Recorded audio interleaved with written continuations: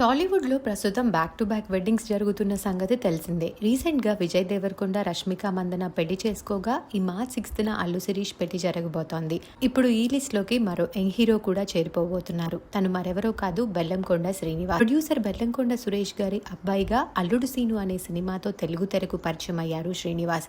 మొదటి సినిమాతోనే హిట్ కొట్టిన శ్రీనివాస్కి యాక్టింగ్ పైన మాత్రం చాలా విమర్శలు వచ్చాయి. ఆ తర్వాత ప్రతి సినిమాకి తాను ఇంప్రూవ్ చేసుకుంటూ వచ్చి ఇప్పుడు నటుడిగా కూడా మంచి గుర్తింపును తెచ్చుకున్నారు. అయితే ఇప్పుడు బెల్లంకొండ శ్రీనివాస్ ఒక ఇంటివాడు కాబోతున్నాడనే న్యూస్ నెట్టింట్లో వైరల్గా మారింది. శ్రీనివాస్ గత కొన్నేళ్లుగా ప్రేమలో ఉన్నారట. తన గర్ల్ ఫ్రెండ్తో ఈ మార్చ్ 8న ఎంగేజ్మెంట్ చేసుకోబోతున్నట్లు తెలుస్తోంది.